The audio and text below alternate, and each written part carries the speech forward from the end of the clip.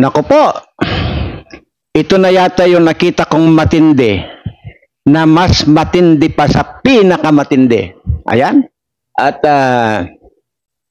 mga congressman, panoorin nyo na itong video ito dahil pag hindi pa naman kayo tinablan dito sa pagmumura sa inyo ni Sas Rogando Sasot na ilang bisis kayong pini-IPI ng mga animal kayo, aywan ko na lang kung hindi kayo tablan ito. Kaya talagang ang linaw-linaw na talagang mga kawatan kayo dyan ng mga animal kayo. Kaya bilangin ninyo kung paano kung ilang bisis kayong pinutang ina ni Sas Rogando Sasot dahil dyan sa mga kaanimalan ninyo, kademonyuhan ninyo. Actually, ang tatalino lang talaga nito, kaya lang, yung talino nila hindi umuobra doon sa may mga utak na kagaya nga nitong si Sas Rogando Sasot. At mga kababayan, panoorin nyo na po ng buo rin itong sinasabi ni Sas Rogando Sasot para po may alam tayong lahat. At panoorin nyo na po ng buo dahil dito mayroon po siyang binuljak dito na dalawang nagkomento na hindi na natin alam kung lutang. Kaya nga sinabihan ni Sas na pumunta na lang sa flyover at magpatiwakal na lang. At saka yung isa pa nag-comment na kung daw dyan, basta dalawa yan, makikita po ninyo kung papaanong pagkukomment ng tanga na nag-comment na yan, na hindi naiintindihan yung sinasabi ni Sas na napakaliwanag naman, na halos paulit-ulit na kanyang sinasabi para lang maintindihan, pero yung mga ibang nanonood na bira ng bira, komento ng komento, ito sinasabi ko na komento ng komento, hindi muna inaalam yung kinukomentuhan. Ayan, at itong mga congressman na ito, pag hindi pa naman talaga kayo tinablan dito sa pagmumura sa inyo ng diretsahan ni Sas, ay ewan ko na lang sa inyo. At talaga namang sa bagay, alam naman namin yun na hindi lang makakapal yung mga pagmumukha ninyo, parang adobe na talaga yung mga pagmumukha ninyo dyan. Lalo na yung mga kawatan dyan, una na dyan, yung speaker ninyo, yung si Gonzales na ito at saka itong si Suarez na ito na sapin-sapin pala ang kaso nito sa ombudsman itong animal na ito, pero ang kapal lang talaga ng mukha niya na humarap pa dyan sa hearing na yan. Anyway, at dito po natin mga kababayan, malalaman yung mga kaswapangan talaga, maliwanag pa sa sikat ng araw, maliwanag pa sa yung sa flashlight, ang mga pagkademonyo nitong mga animal na mga congressman na ito. Kaya nga, bilangin nyo na lang, mga congressman, bilangin nyo kung ilang bisis kayong pini-IPI ni Sas Rogando, at sinabi nga niya, ipatawag nyo na rin daw siya dyan sa kongreso para sa ganon ay magkaalaman na at willing siyang magpaliwanag ng side niya. Kaya kasi kayo dyan, sa halip talaga, karma na talaga itong aabutin nyo. Talagang dilubyo ang aabutin nyo. Paunti-unti yan. Sasabog na lang yan sa mukha ninyo yung dilubyo. Sinasabi ko sa inyo. Hanggat hindi nyo tinitigilan yung pagnanakaw at dyan lang sa sarili ninyo, yan lang mga bulusan ninyo ang pinupuno ninyo, pero napakarami nating mga kababayan ang naghihirap, wala nang makain, pero kayo naman walang tigil sa kananakaw. Kaya grabe talaga. Hindi ko alam kung may mga konsensya pa kayong mga animal kayo dyan na mga kongresistang wala nang ginawa kundi magnakaw. Dahil dito ay hindi naman maikakaila sa inyo, napakarami nating mga kababayan ang dapat nyong tulungan dahil wala nang makain. Pero wala, talagang mga kayo, mga satanas kayo, mga animal kayo dyan. Anyway, ito na po, at sana mapanood ang mga congressman itong sinasabi ni Sas Rogando, at bilangin ninyo kung ilang beses kayong putang inahin ni Sas Rogando. At kayo rin mga kababayan, panoorin nyo po ito para magkaroon po tayo ng kaalaman, idea. At para na rin na mamulat tayo sa katotohanan na itong mga congressman na ito ang talagang totoong nagpapahirap dito sa ating mga mahihirap na kababayan. Ito na po at sabay-sabay na po nating panoorin. Talaga, willing talaga akong humarap kapag sinabi nila mali yung sinasabi ko. Ay, willing ako, uwi ako kahit ibuwis ko pa yung buhay ko, no? Niloloko kayo ng mga politikong ito, ng mga putang ina na ginagamit ang pera ng taong bayan na pinaghirapan ng bawat isang taxpayers, OFWs. At ilang beses nila itong ginagawa. So, ibig sabihin, humingi sila ng 2.6066 billion pesos for 2023 ng traveling expenses. Ang nagastos lang daw nila, proud pa sila, ay 39.7 million. Hindi sila dapat maging proud dito. Dahil, bakit ka, remember guys, sa gobyerno, pag ang pera ay nilagay, okay? Pag ang pera sa gobyerno ay nilagay sa isang basket, may ibang baskets na hindi malalagyan ng pera. Okay? Ngayon, nilagay ko dito ang 2.066 billion na pera ng taong bayan sa basket na to. Okay? Pero, ang nagastos lang sa basket na ito ay ito. So, anong nangyari sa pera nito? Nandiyan nakatiwangwang. Okay? Nakatiwangwang. Mali ang konsepto na yan. Kasi itong perang nakatiwangwang na ito, dapat ito ay nasa mga serbisyo ng gobyerno na nangangailangan ng pera. For example, hospital. Maraming hospital. Ang mas mapapakinabangan ito lang naman pala kailangan mo eh. Bakit nandito sa basket mo itong pera na to? Dapat ilagay ito doon sa basket na kung saan ito ay talagang gagamitin. Nagigets ninyo? Mali itong ginagawa ng Kongreso, mga putang ina ninyo. Ayusin ninyo yan. Sasabihin nyo, hindi to fake news. This is kayo mismo ang nagsabi kung magkano pa lang ang nagagastos ninyo. Okay? So, meron kayong 2.066 billion na nakatiwangwang sa mga putang ina ninyong account at ito lang pala ang gagamitin ninyo sa 2.066 billion.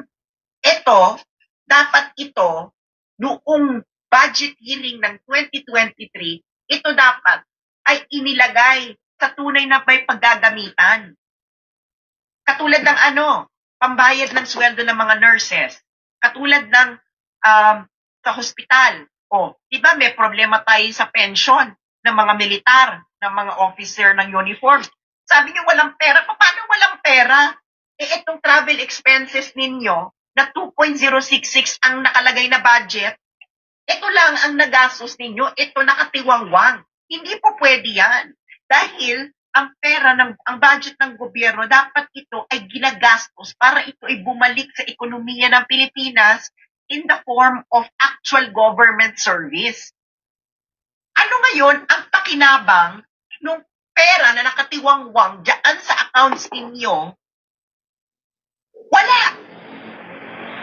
So ngayon, ang gagawin ninyo, ang sasabihin ninyo, savings, no? Savings. So meron sasabihin ninyo, dahil hindi naman namin nagastos ang 2.066 billion, ang nagastos lang namin ay 39.7 million, sasabihin nyo, pagmamalaki nyo sa taong bayan na meron kayong savings na 2.026 billion.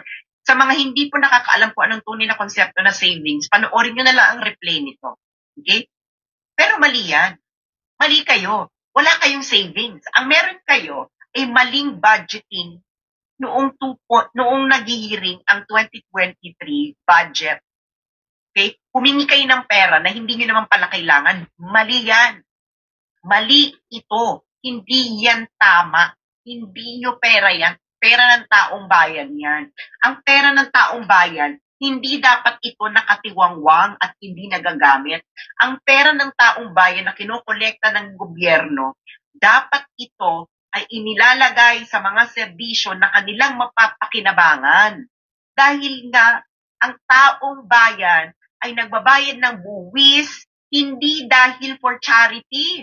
Nagbabayad sila ng buwis dahil ang binabayaran nila ay ang serbisyo ng gobyerno. Sabi ni Rick Gomez, hindi ako naniniwala na 39 million lang nagastos nila, walang itemized audit. Pero Rick, remember, yung financial officer na yon ng Kongreso, sinabi niya yon under oath. So, pag nag-iba siya, perjury. So, kaya nga sila talaga ang naano dito. So ngayon, may natitira pa guys ha. Ipapakita ko sa inyo yung figures.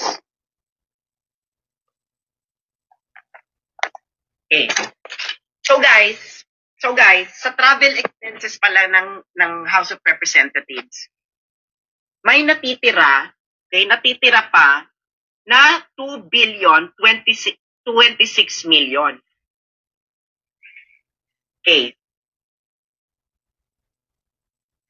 So ngayon, sa gobyerno, ang konsepto sa gobyerno, kung by budget na ibinigay sa'yo, dapat gastusin mo yan. Isang buwan na lang, matatapos na ang taon. So meron pa kayong 2 billion 26 million na nakatiwangwang sa travel expenses. Paano nyo gagastusin ang 2 billion 26 million in 1 month? Paliwanag nyo nga sa amin, saan mapupunta yan? Saan mapupunta yan? Diba? Kailangan, pakita. Kasi nga, guys, kahapon lang sinabi na 39.7 million pa lang ang nagagastos nila out of 2 billion and 66 million. So, ibig sabihin, may natitirang 2 billion and 26 million. So, ngayon, isang buwan na lang, okay? Isang buwan na lang, so 30 days na lang ang natitira para gastusin nyo yan. So, ibig sabihin, kayo sa House of Representatives, para maubos nyo yan, kailangan yung gumastos ng 67.5 million per day. Diba? Oh. So, ibig sabihin, kailangan ibalik nyo yan sa Treasury. At hindi lang yon. Hindi lang yon. Okay? Dapat ibalik yan sa Treasury kasi hindi nyo pa pwede sabihin savings yan. Kasi hindi yan savings. Okay? Yan ay pera na produkto ng maling planning. That's not savings at all. Savings is a result of the efficiency of your procurement processes. Hindi po efficiency ang humiling ka. Okay? Ang humiling ka sa taong bayan na lagyan ang account mo ng 2 billion and 66 million, pero ang gagastusin mo lang pala ay 39.7 million. Mali. Mali ka from the start. Mali ka sa pagkuha, paghiling ng budget from the beginning. Mali ka rin ngayon at mali rin ang konsepto mo ng savings. Hindi yan savings. So ngayon, Kongreso, saan mapupunta ang 2 billion and 26 million na natitira pa sa travel expenses ninyo? Hindi nyo, kasi ganito guys ha, sa gobyerno, pag nadeklarang savings, pwede itong i-realign sa iba.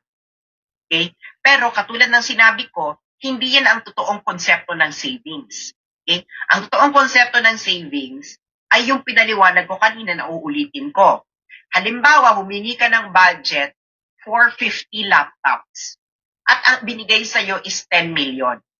Pero dahil magaling ang procurement mo, etc., nakakuha ka ng mas mura, may nagbigay ng mas magandang deal, ang nagastos mo lang sa 50 laptops ay 5 million. So, meron kang savings. Yung natitira, that's the real savings. Yung savings na yon, pwede mo itong gamitin for other projects. Okay? Ngayon, itong humiling sila ng 2 billion 66 million for 2023 sa travel expenses nila.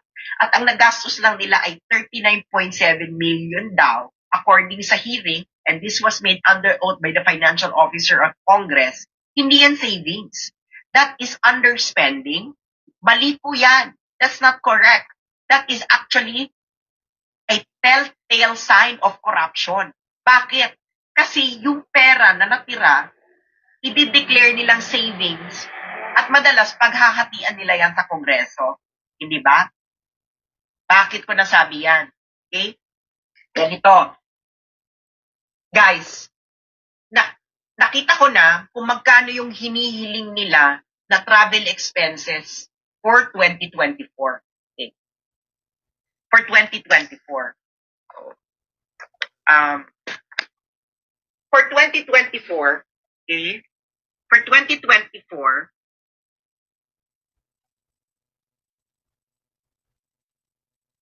okay, for 2024, kita nyo na kung paano yung corruption. For 2024, ang hinihiling ng Kongreso ay 1.399 billion. So for travel expenses, kailangan daw nila ng 1.399 billion for 2024. Bakit ito ang amount na nire-request mo for 2024? For 2023, ito lang naman pala ang gastos mo. Ang layo. Ito yung gastos mo, ito yung hinihiling mong budget. Guys, ipaliwanag nyo nga yan. Ito ang nagastos mo for 2023. Ang hinihiling mong budget for 2024 ay 1.399 billion. Ang layo. Nag-gets ninyo? Nakuha nyo ba? Kung nakuha nyo, sabihin nyo sa comment section. Nag-gets ninyo ba? Ang nagastos nila for travel expenses for 2023 ay 39.7 million lang so far. Okay. Pero, ang hinihiling nila na travel expenses budget for 2024 ay 1,399 million. Tama ba yun? Tama ba yun, mga kababayan? Yung mga OFWs dyan, yung mga domestic helpers sa Hong Kong, diba? Yung mga domestic helpers, hindi lang sa Hong Kong, pati sa Middle East. Pag kayo humingi kayo ng budget sa amo ninyo, diba? Halimbawa, hindi nyo pa alam kung magkano yung gagastusin. Binigyan ka, for example, ng amo mo, okay? For this day. Okay, bibigyan kita ng 1,000 Hong Kong dollars. Pero, nakikita ng amo mo, ang nagagastos mo lang pala is, may pattern, ang nagagastos mo lang pala sa pamamalengke ay 300 Hong Kong dollars. Kasi pwede mo ba sabihin sa amo mo na, okay, pahingi po ako ng 1,000 Hong Kong dollars sa budget. 300 Hong Kong dollars nga lang yung nagagastos mo eh. So at most, ang ibibigay sa'yo ng amo mo siguro, mga 500 Hong Kong dollars, no? Just for the contingency. Pero hindi yun na ang nagagastos mo lang pala ay 39.7 million for travel expenses. Tapos, ang hihingin mong budget ay 1,399 million?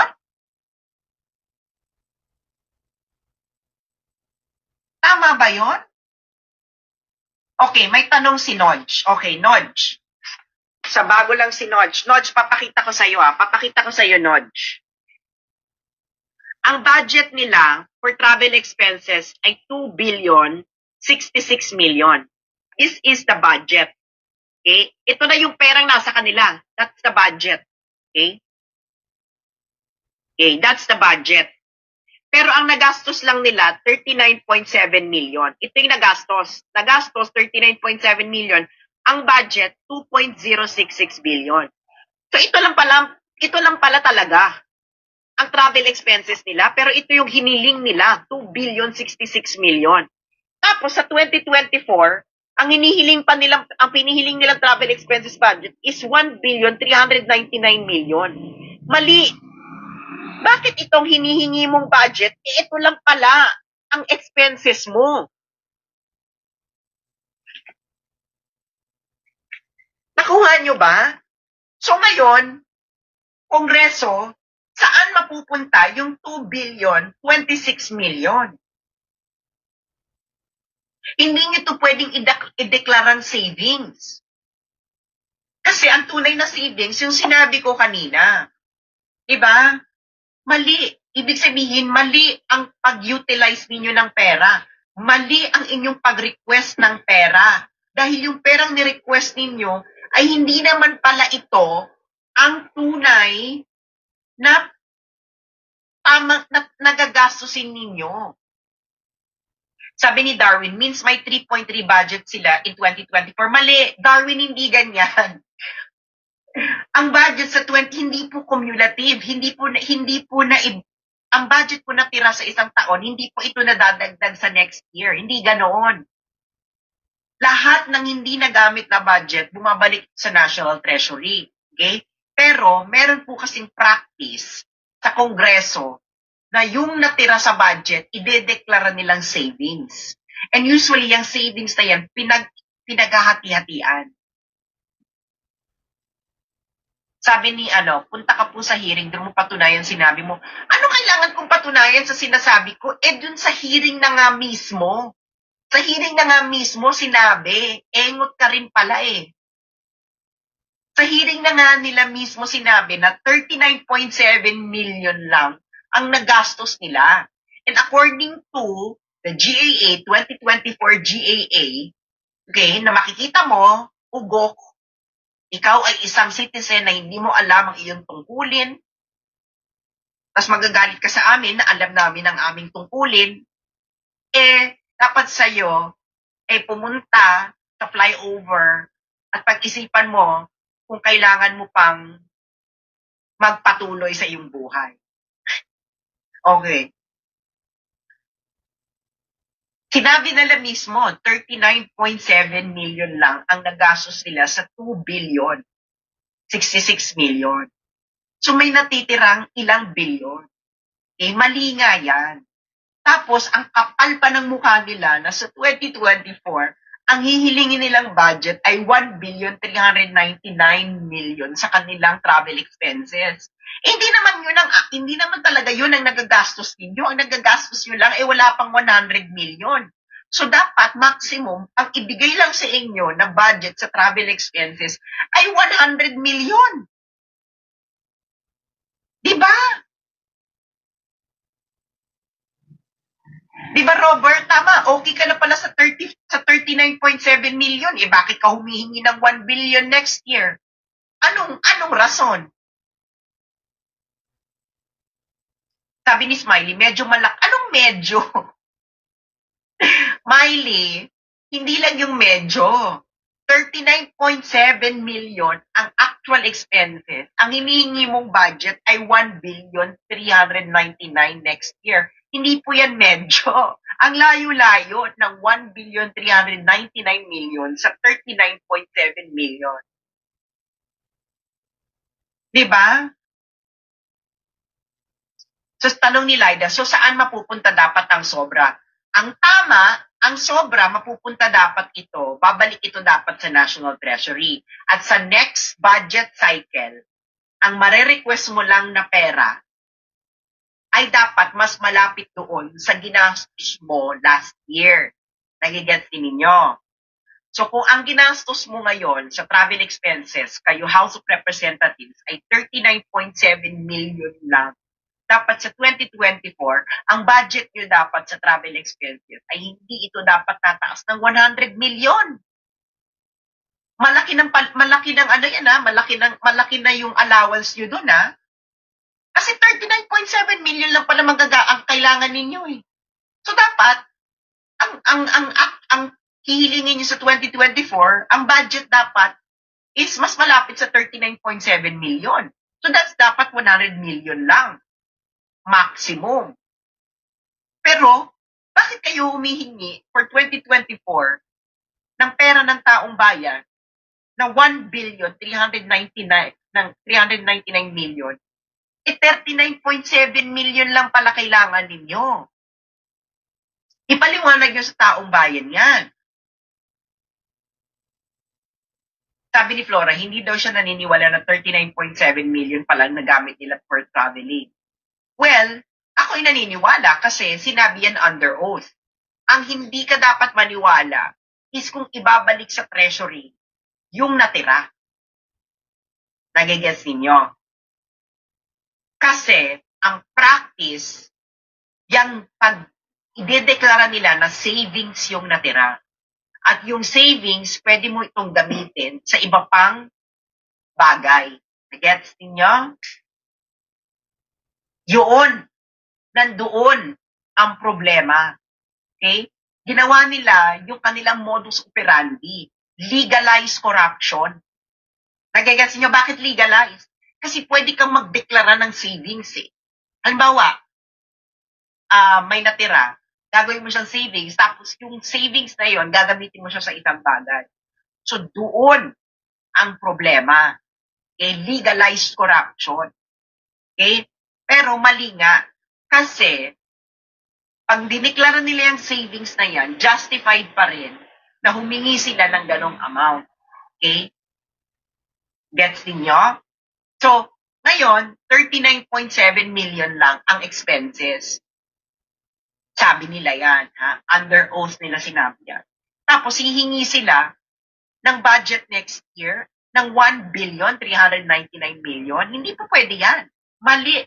Mali ang patakaran. Ito ay legalized corruption. Sinong congressman ang magsasabi sa akin na mali ako? Sabihin nyo nga. Meron ng kayo nga mga friends, meron na bang congressman na nagsabi na mali ang sinasabi ni SAS? Wala, di ba? Wala. Kasi tama yung sinasabi ko. Okay?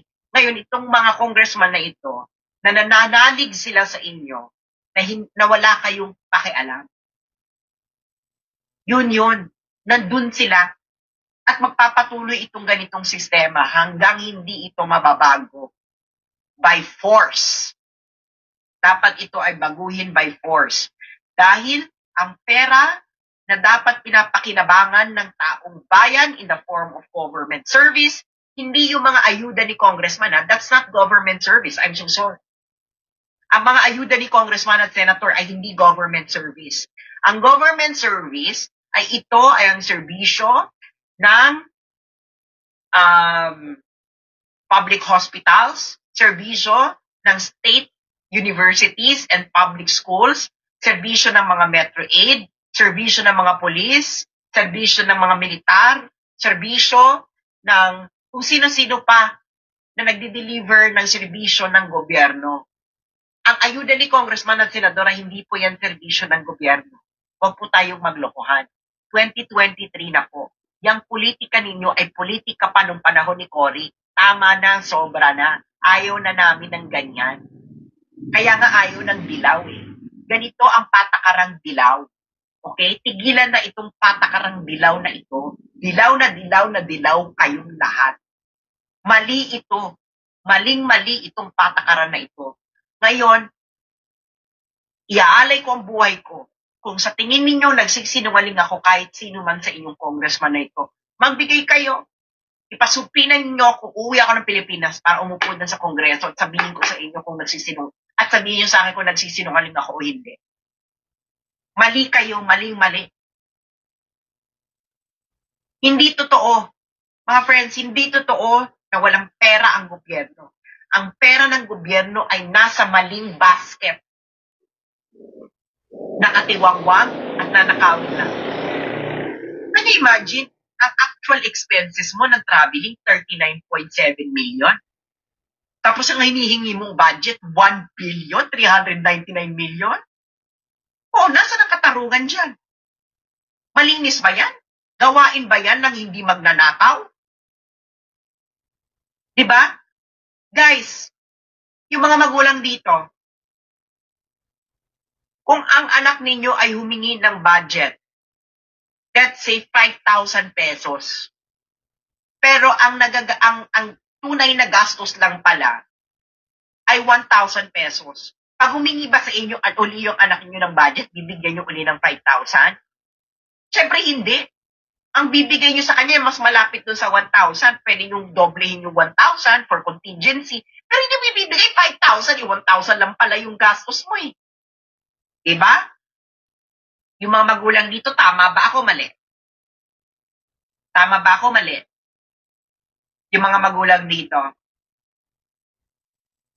Sige nga, sino sa inyong mga, tama, sabi ni Den, tama, yes. Diba? Kita mo? Tama, di ba? 39.7 million lang pala ang travel expenses ninyo. Okay? Sabihin natin for ano yan for up to this moment. So bakit kayo humihingi ng 1,399,000,000 for 2024 for travel expenses? 39.7 million lang pala kailangan ninyo. So dapat, siguro kung generous ako, dapat ang ibibigay ko lang sa'yo 100 million for 2024. Hindi 1,399,000,000. Tarantado. Sino yan? Ano kayo? Anong logic yan, mga congressman? Hindi ba yan logic ng magnanakaw? Hindi ba logic ng magnanakaw yan na ang talagang ang nagagastos pwede nyo lang ang magagastos nyo lang pala sa isang taon ay 39.7 million. Tapos ang hihingi ninyong budget for 2024 ay 1,399,000,000. Gawaing magnanakaw yan eh. Kupit. Kaya gusto nyo ng ganung kalayo at alam ito ng mga estudyante, di ba? Alam ito ng mga estudyante. Nahihingi ka ng budget na malaki tapos hindi mo sasabihin sa magulang mo yung tunay mong ginagastos para yung tira, kupit mo na. Di ba? Diyos ko na, lahat tayo naging estudyante, alam natin kung gawain ito. Tama? Yung mga naging estudyante dito, di ba? Ganyan tayo nun sa mga magulang natin. Halimbawa, ang school project, 150 pesos. Siyempre, tapos hihingi tayo, sabihin natin, 300 pesos. Kupit na natin yung 150 pesos. So, ganun ang kanila. Diba? Ganoon ang gawain. Tama? Kita mo si Sin, natatawa eh. Diba? Alam yan ng mga Pilipino, kupit. Gawaing kupitero yan. Ang gastos mo lang, 39.7 million. Tapos hihingin mo sa taong bayan is 1,399,000,000. Kupit! Gawaing kupitera. Tapos kayo, papunta-punta pa kayo ng simbahan, padasal-dasal, pakita-kita ng dadasal, ugok. Hindi naniniwala sa inyo ang Diyos na malinis ang mga budhi ninyo.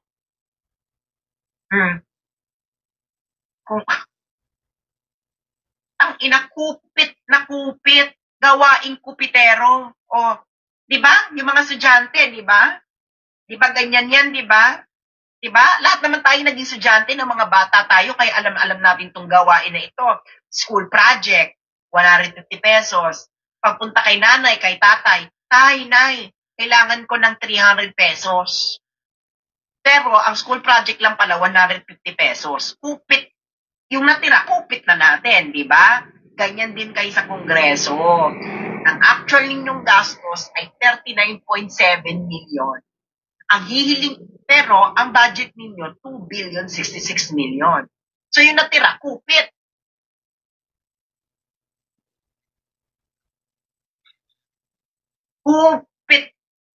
Kupit ito.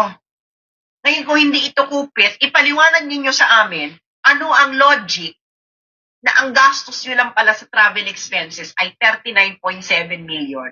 Pero ang hinihingi ninyong budget next year sa travel expenses ay 1,399,000,000. Ang layo, mga congressman, ang layo ng 39.7 million sa 1,399,000,000. Yung hinihiling ninyo na pera sa taong bayan, 1,399,000,000. Ang layo sa actual ninyong gastos na 39.7 million. Tangina, yan ay gawain ng mga estudyante noon. Kupit. Alam namin yan, lahat ng estudyante alam itong modus operandi na ito. Ang actual na gastos, lalagyan mo ng mas sasabihin mo kay nanay, tataasan mo yung kukunin mong pera, hindi mo sasabihin na 150 lang yung school project. Sasabihin mo, yung school project 500 pesos. Kasi yung matitira doon, kupit mo na. Tama? Kupit na kupit yung modus operandi ninyo, House of Representatives.